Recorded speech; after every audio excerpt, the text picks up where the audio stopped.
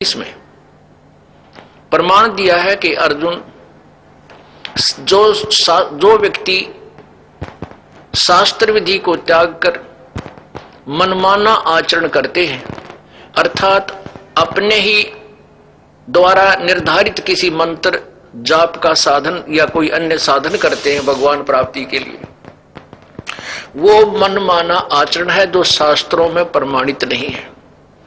जो मनमाना आचरण करते हैं, मनमानी पूजाएं करते हैं, उनको न तो कोई सुख प्राप्त होता है, न उनकी गति होती है, न ही कोई सिद्धि प्राप्त होती है। फिर श्लोक नंबर 24 में कहा है, इससे तेरे लिए कर्तव्य और अकर्तव्य की व्यवस्था में, यानी कौन से आध्यात्मिक कर्म भक्ति कर्म करने चाहिए और कौन से ना करने चाहिए, कौन से त्याग देने चाहिए, उनके लिए तू सदग्रंथों से ही प्रमाण लेना, किसी व्यक्ति विशेष के कहने से स्वीकार मत करना।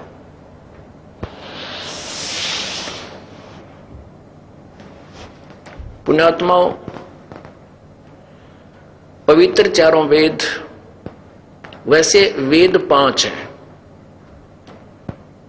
लेकिन सुप्रसिद्ध हम तक जो अभी तक लोक वेद के आधार से हमने 4 वेदों को ही सुना है, ऋग्वेद, यजुर्वेद, अथर्ववेद और सामवेद। एक और वेद है, 5वां जो वेद है, जिसके अंदर इन चारों वेदों का भी समावेश है, इंक्लूडिंग चारों वेद। वो 5वां वेद सूक्ष्म वेद है। सूक्ष्म वो 5वां वेद हम तक नहीं पहुंच पाया। हमने केवल 4 वेदों के आधार से साधना की और वेदों को छोड़कर अन्य जो मनमानी पूजाएं करते हैं वो तो बिल्कुल यूजलेस। अभी आपने पवित्र गीता जी के अध्याय नंबर 16 के श्लोक 23 में सुना। तो जब तक हम अपने पवित्र सदग्रंथों के आधार से साधना नहीं करेंगे तो अन्य जो साधना हम कर रहे हैं वो मनमाना आचरण है। पवित्र चारों वेद ये परमात्मा के दिए हुए हैं, ये ब्रह्म दत्त हैं, भगवान ब्रह्म के द्वारा दिए गए। और पवित्र गीता जी ये भी पवित्र चारों वेदों का सारांश है। ये संक्षिप्त में इसमें वर्णन है। तो पवित्र गीता जी अध्याय नंबर 4 के श्लोक नंबर 34 में कहा कि अर्जुन, उस पूर्ण परमात्मा के बारे में जानकारी प्राप्त करने के लिए किसी तत्वदर्शी संत की खोज कर, तत्वदर्शी संतों की खोज कर, उनको दंडवत प्रणाम कर और विनम्र भाव से कपट छोड़कर प्रसन्न कर। वो तत्वदर्शी संत तुझे उस परमेश्वर के बारे में जानकारी देंगे। पुण्यात्माओं,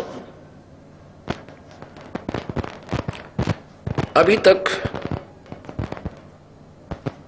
पूरा मानव समाज आध्यात्मिक ज्ञान से पूर्ण रूप से अपरिचित है,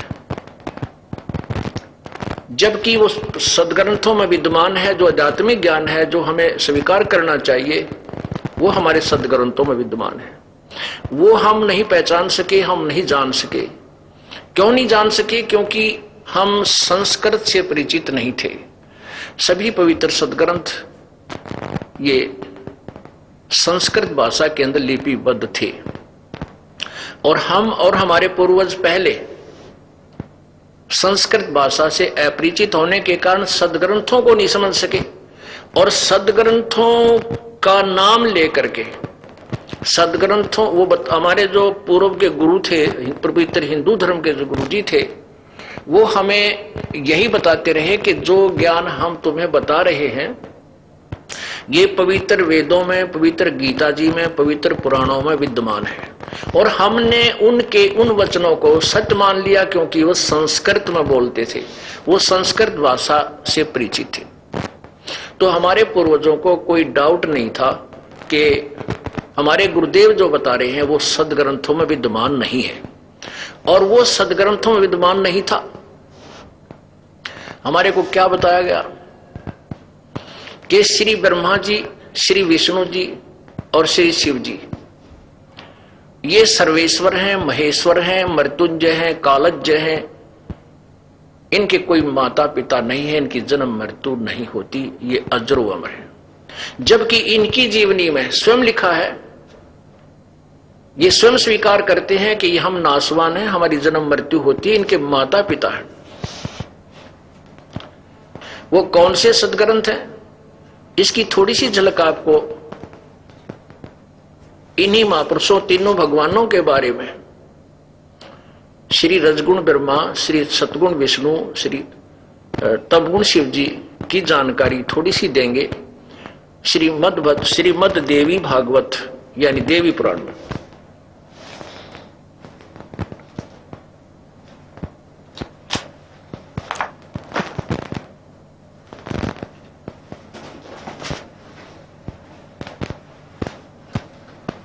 ये देखिएगा श्रीमद देवी भागवत,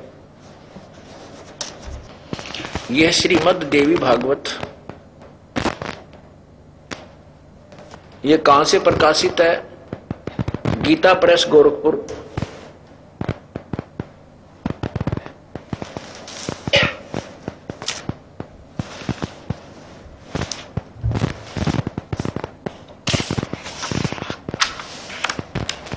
श्रीमद देवी भागवत संक्षिप्त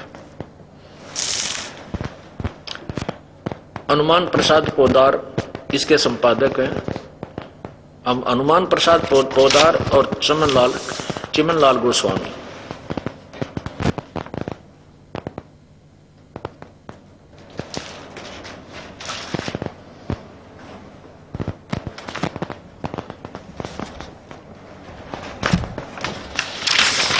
और ये कहां से प्रकाशित है, मुद्रित है, देखिएगा।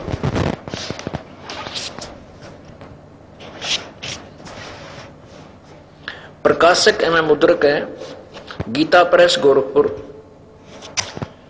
गोविंद भवन कार्यालय कोलकाता का संस्थान। इसके प्रश्न नंबर 123 पर थोड़ी सी झलक दिखाएंगे, उसके बाद आने वाले अभी आगे चलकर इसका डिटेल आपको दी जाएगी। अब देखिएगा तीसरा स्कंध श्रीमद देवी भागवत संक्षिप्त, श्रीमद देवी भागवत संक्षिप्त देवी भागवत, प्रश्न नंबर 123। यहां क्या कहते हैं? भगवान विष्णु दुर्गा की महिमा करते हुए स्तुति करते हैं, तुम शुद्ध स्वरूपा हो, यह संसार तुम ही से उद्भासित हो रहा है। तुम शुद्ध स्वरूपा हो, यह संसार तुम ही से उद्भासित हो रहा है। मैं ब्रह्मा और शंकर, मैं विष्णु जी और ब्रह्मा व शंकर, हम सभी तुम्हारी कृपा से विद्यमान हैं। हमारा आविर्भाव माने जन्म और तिरोभाव माने मृत्यु हुआ करता है, अर्थात हमारी जन्म मृत्यु होती है। केवल तुम ही नित्य हो, जगत जननी हो, प्रकृति और सनातनी देवी हो। भगवान शंकर बोले देवी, यदि